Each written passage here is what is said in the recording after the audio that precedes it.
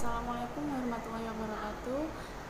Kami dari kelompok 6 yang beranggotakan saya, Nabila Kurnia Lestari, Dila Pragilia Kustidiana, dan Nana Putrianto akan mempresentasikan mengenai translasi mata uang asing. Alasan-alasan melakukan translasi.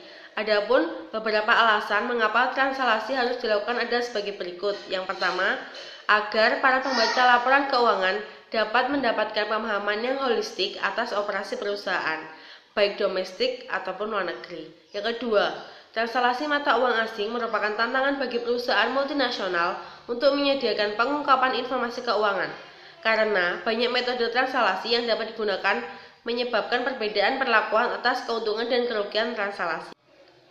Yang ketiga, untuk mencatat transaksi mata uang asing, mengukur risiko suatu perusahaan terhadap pengaruh perubahan mata uang asing. Yang keempat, translasi juga dapat digunakan untuk memberikan kemudahan bagi pembaca laporan keuangan. Praktek ini sering disebut sebagai translasi kemudahan, seperti yang dilakukan oleh banyak perusahaan di Jepang. Yang kelima, nilai relatif mata uang asing jarang sekali ditetapkan. Yang keenam, kurs nilai tukar variabel yang digabungkan dengan berbagai macam metode translasi yang dapat digunakan dan perbedaan perlakuan atas keuntungan dan kerugian translasi membuat perbandingan hasil keuangan satu perusahaan dengan perusahaan lain, atau perbandingan hasil suatu perusahaan yang sama dari satu periode ke periode lain sulit dilakukan.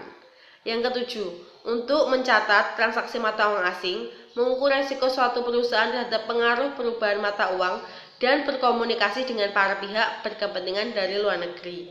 Yang kedelapan, meluasnya peningkatan kebutuhan untuk menyampaikan informasi akuntansi mengenai suatu perusahaan yang berdomisili di suatu negara kepada pengguna negara lain, yang timbul dengan tujuan untuk mencatat sahamnya di suatu bursa efek luar negeri, melakukan akuisisi atau usaha patungan dengan pihak asing, atau ingin mengkomunikasikan hasil operasi dan posisi keuangan kepada para pemegang saham asingnya.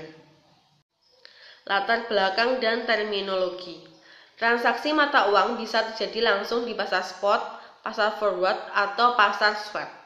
Yang pertama, kurs pasar spot dipengaruhi berbagai faktor, termasuk juga perbedaan tingkat inflasi atau antar negara, perbedaan pada saham nasional, dan ekspansi mengenai arah tingkat mata uang selanjutnya.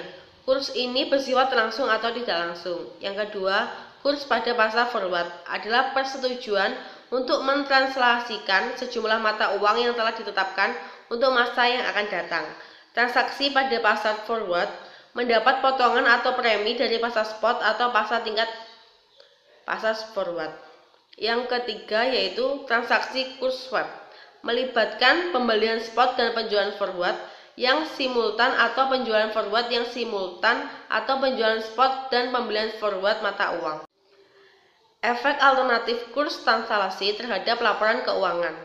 Pengaruh penggunaan kurs nilai tukar historis dibandingkan kurs nilai tukar kini terdapat terhadap laporan keuangan ketika digunakan sebagai koefisiensi translasi mata uang asing, umumnya mempertahankan biaya awal ekuivalen dengan suatu pos dalam mata uang asing dalam laporan berdenominasi mata uang domestik. Penggunaan kurs nilai tukar historis melindungi laporan keuangan dari keuntungan dan kerugian translasi mata uang asing, yaitu dari kenaikan dan penurunan dalam ekuivalen saldo mata uang asing yang timbul dalam fluktuasi kurs translasi antar periode pelaporan. Penggunaan kurs ini menimbulkan terjadinya keuntungan atau kerugian translasi. Transaksi mata uang asing terjadi pada saat suatu perusahaan membeli atau menjual barang dengan pembayaran yang dibuat dalam mata uang asing, atau ketika perusahaan meminjam mata uang asing. Translasi diperlukan untuk mempertahankan catatan keakuntansi dalam mata uang perusahaan pelapor. Selanjutnya, yaitu transaksi mata uang asing terjadi pada saat suatu perusahaan membeli atau menjual barang dengan pembayaran yang dilakukan dalam suatu mata uang asing, atau ketika perusahaan meminjam atau meminjamkan dalam mata uang asing. Berdasarkan konsep mata uang fungsional, yaitu mata uang fungsional dari suatu entitas adalah mata uang yang berlaku di wilayah operasional utama perusahaan dan menghasilkan arus kas. Dengan demikian, suatu transaksi mata uang asing dapat berdominasi dalam suatu mata uang, tetapi diukur atau dicatat dalam mata uang yang lain. Selanjutnya, translasi mata uang asing. Translasi mata uang asing adalah proses pelaporan informasi keuangan dari satu mata uang ke mata uang lainnya. Translasi mata uang asing dilakukan untuk mempersiapkan laporan keuangan gabungan yang memberikan laporan pada pembaca informasi mengenai operasional perusahaan secara global dengan memperhitungkan laporan keuangan mata asing dari anak perusahaan terhadap mata uang asing induk perusahaan. Transaksi mata uang asing bisa terjadi langsung di pasar spot, pasar forward, atau pasar swap.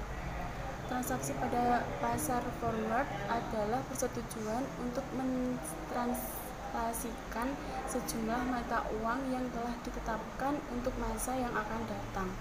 Translasi pada pasar forward mendapatkan potongan atau premi dari pasar spot atau sebagai tingkat palsu pasar forward. Transaksi swap melibatkan pembelian spot dan penjualan forward mata uang. Para investor seringkali menggunakan transaksi swap untuk mendapatkan untung dari tingkat saham negara asing yang tinggi, sementara juga simultan berjaga-jaga terhadap pergerakan nilai tukar yang tidak stabil. Yang terakhir yaitu gambaran standar nomor 52 dan standar akuntansi internasional 21. 1 yaitu translasi saat mata uang lokal adalah mata uang fungsional. 2. Translasi saat mata uang induk perusahaan adalah mata uang fungsional. 3. Translasi saat mata uang asing adalah mata uang fungsional. 4. Permasalahan perhitungan. 5. Translasi mata uang asing dan inflasi. Dan yang terakhir yaitu translasi mata uang asing di negara lain. Terima kasih atas perhatiannya. Kurang lebihnya kami mohon maaf. Demikian presentasi dari kelompok kami. Wabillahi taufiq wal hidayah. Wassalamualaikum warahmatullahi wabarakatuh.